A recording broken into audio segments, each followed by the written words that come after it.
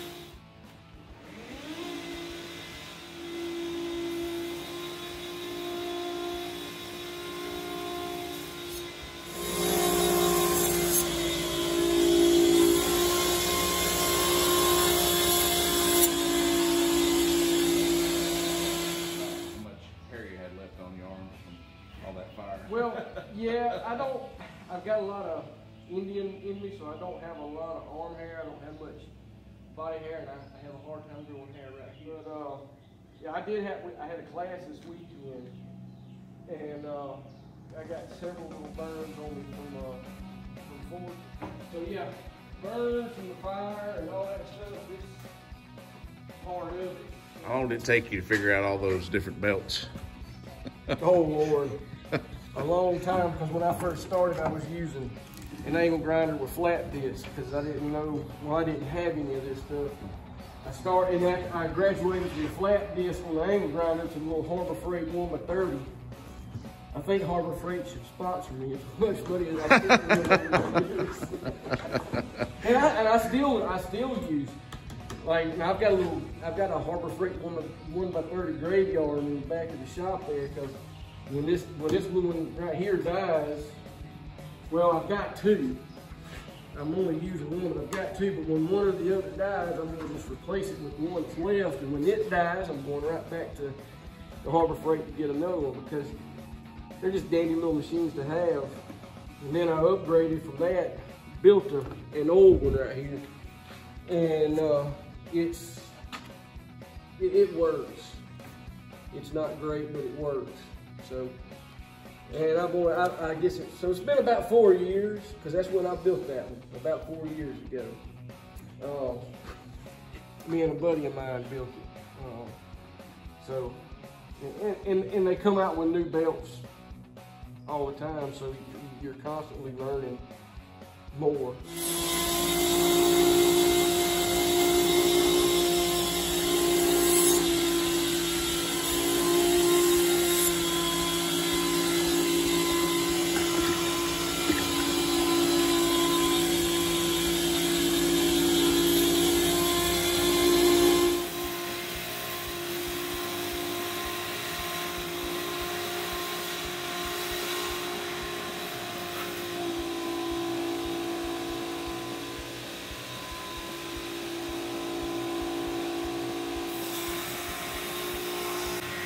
I'm not going to taper it down, you know, as thin as you can.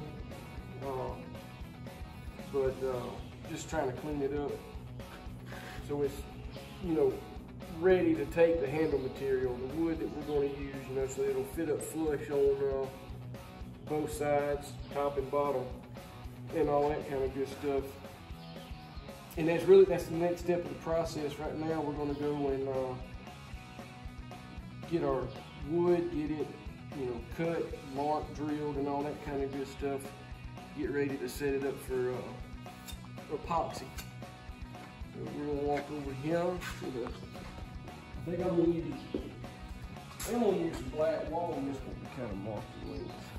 Anyway.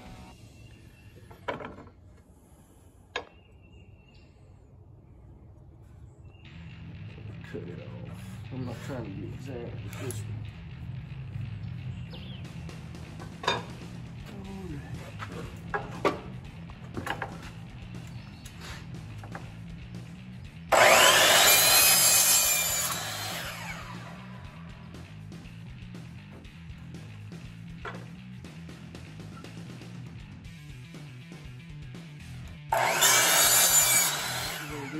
We're going to go to the drill press, drill our holes through both pieces, and then we'll do cutting and cleaning those up. Get closer to the epoxy process.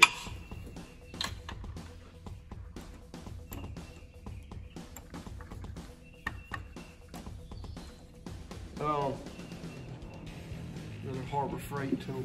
25-year-old Harbor Freight drill press. Are y'all listening, Harbor Freight? Harbor Freight. It's beat up and banged up, but I tell you what, I guess every bit of 20, 21 years old, still working really well.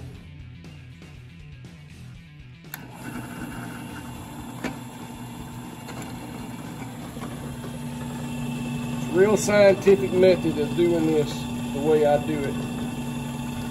I line up all three pieces and drill my holes, and I put a pin through it so it can't go nowhere.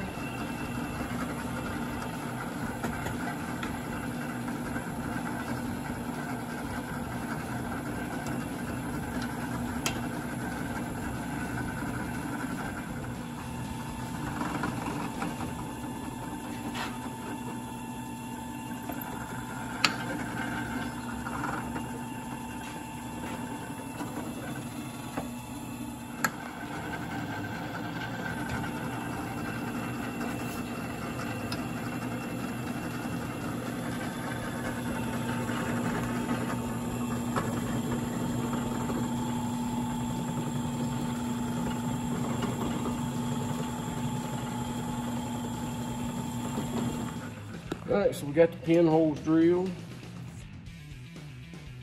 and now we're going to mark this out and we can go cut it.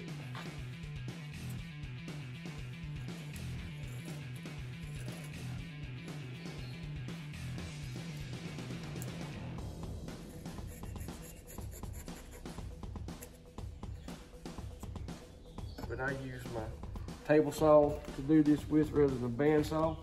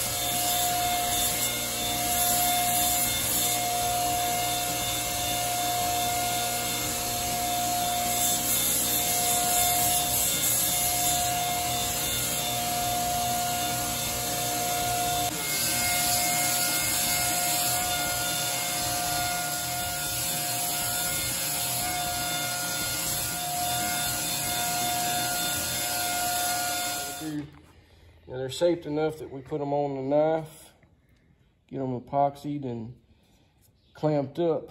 What little bits remaining will grind down to the steel all the way around. And you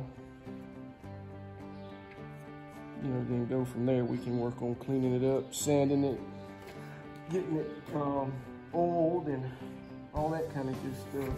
Then we'll put an edge on it.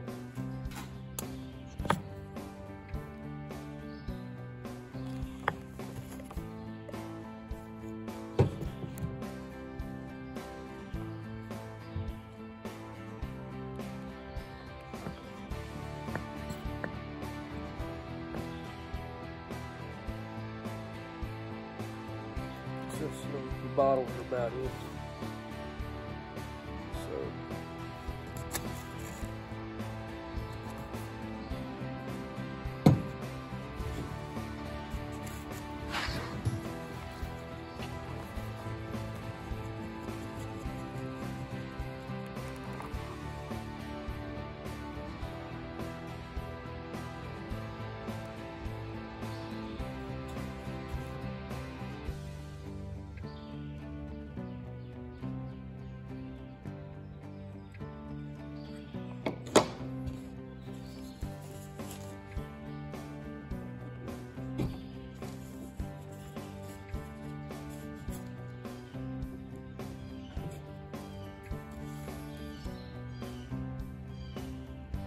So you're actually putting the yeah, on the pins as well. yeah, I epoxy I try to get as much epoxy to settle in the pinholes on each handle scale itself, and then I try to get a little bit of epoxy on the pin. There's that much of more of a chance of there being epoxy, you know, covering that pin inside the pinhole after it cures.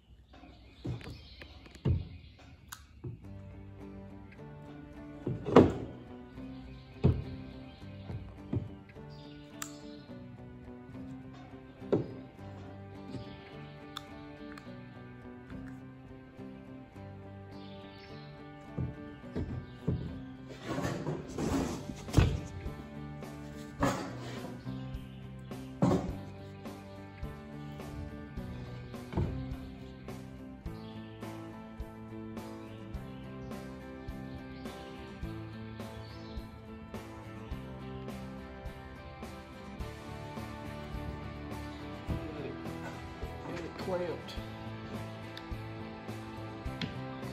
That are all clamped up. And we're using 5-minute epoxy. I'm not gonna, you know, give it 5 minutes and then go to work it. We'll probably give it 30 minutes or so, let it set and cure, and then we can get to shaping the handle up. I generally like to let my epoxy cure overnight, but we don't have overnight to wait, so we'll come back to it in about 30 minutes and see what it's like, see if the pins are, you know, stuck in there good, not moving, and we should be all right.